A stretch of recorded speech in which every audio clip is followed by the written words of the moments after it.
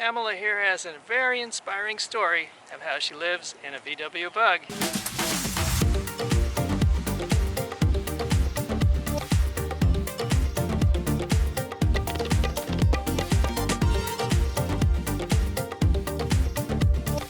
I have lived when I was 20. I lived in an RV, and my husband and I also got way back when a little van again, and we basically turned it into a Westphalia.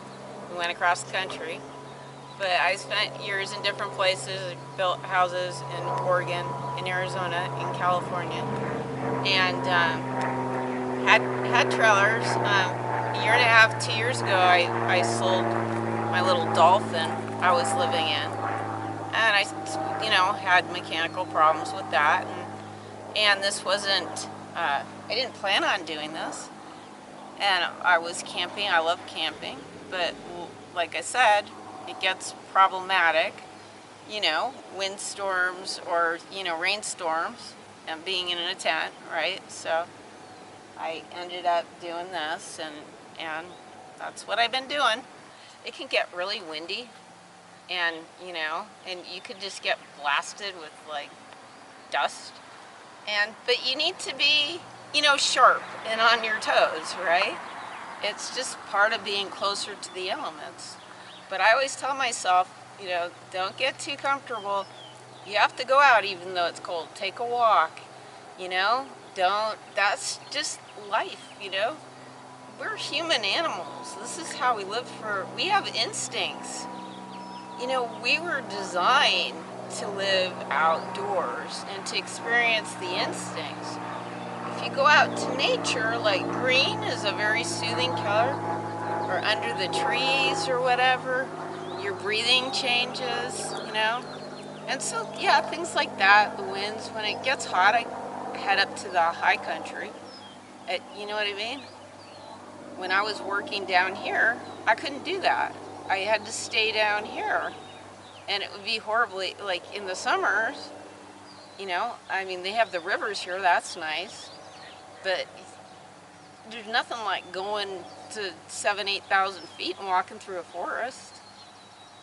You know what I'm saying? And the monsoons are nice, okay? And then you get all kinds of, I go foraging.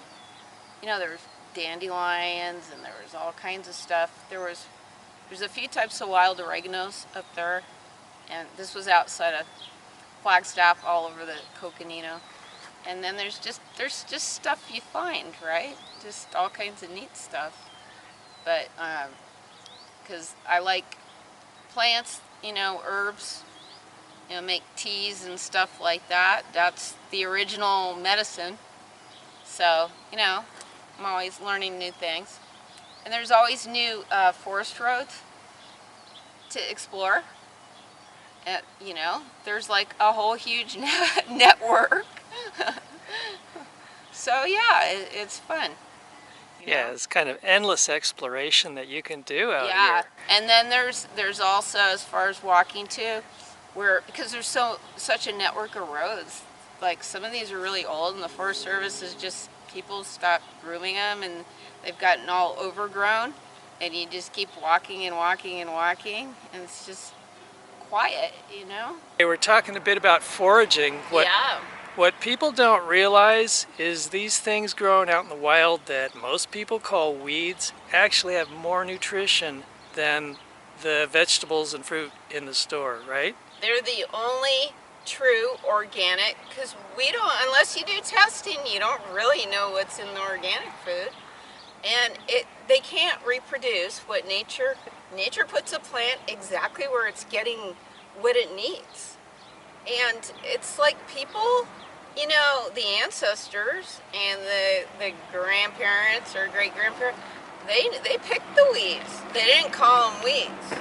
There's been a dumb down of an understanding. There were greens, you make a salad from it. It's like, this is what they knew what our body needed, and it's like that it was nutritionally dense in minerals and had the life force in it, from the sun, right? converted perfectly for our bodies. So, yeah. And so we got a Roundup ready culture, you know, and it's everywhere. And like I said, I will only call the wild stuff truly organic because, you know what I mean? I think if you have organic chickens, it's okay to feed them other chickens, and that's not, you know.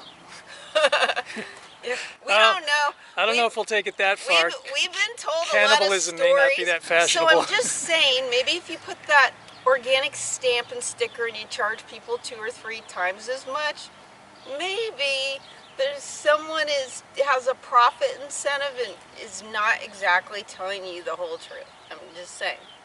Well, my grandmother ate dandelion greens when she was young and probably into adulthood, and she lived into her 90s. I do, wherever I can find them. They're hard to. And my ex, he actually, everywhere he goes, he's looking for them. He actually went on a little tour now looking for them because he can't find them. And mustard grows everywhere. And the Native Americans here actually, I mean, they didn't cultivate it, but where there's little groves that, like, okay, water it a little, you know, help it out. Yeah, it grows right back here. I'm gonna go get some video of it. In India they use the mustard oil, and it's really, they make their own. You know, from the seeds, you could either press it, or they have different ways to separate it. And but that stuff's good for all kinds of things. Wild mustard, like other leafy greens, is low in calories and full of nutrients, namely vitamins A, C, K, E, and folic acid. Mustard greens are also excellent sources of calcium, iron, magnesium, potassium, zinc, selenium, and manganese. Mallow is classified as a demulcent, a soothing agent that counters irritation and mild inflammation. In Germany, both mallow leaf and flower preparations are approved for relief of sore throats and dry coughs. Mallow is typically used as a tea or gargle for these indications. Common mallow is a highly nutritious green containing vitamin C as well as vitamin A and carotenoids. It contains important omega-3 and omega-6 fatty acids, which could help to reduce the incidence of chronic disease such as cancer, diabetes, and heart disease. Prickly lettuce is edible, and the milky latex-like sap can be boiled down, if one is willing to take the time, to a concentrate that is a morphine-like painkiller. Eating prickly lettuce can improve our respiratory system and reduce irritation in the lungs and bronchial tubes. It contains vitamin C and A, as well as magnesium and B vitamins. Its sedative properties help in providing relief from migraine headaches. Sow thistle is rich in essential fatty acids and minerals and nutrients like zinc, manganese, copper, iron, calcium, and fiber. Its traditional use as an ingredient in spring dishes eaten for health and vitality is supported by its high content of vitamins A, B, C, and K. Sow thistle has 4 times more antioxidant compounds than red wine and 12 times more antioxidants than black tea. Dandelions are highly nutritious plants that can be eaten raw or cooked and are loaded with vitamins A, C, and K, as well as E, folate, and small amounts of other B vitamins. What's more, dandelion greens provide a substantial amount of several minerals, including iron, calcium, magnesium, and potassium. The leaves are used to stimulate the appetite and help digestion. Dandelion flower has antioxidant properties and can help improve the immune system. Herbalists use dandelion root to detoxify the liver and gallbladder, and dandelion leaves to help kidney function.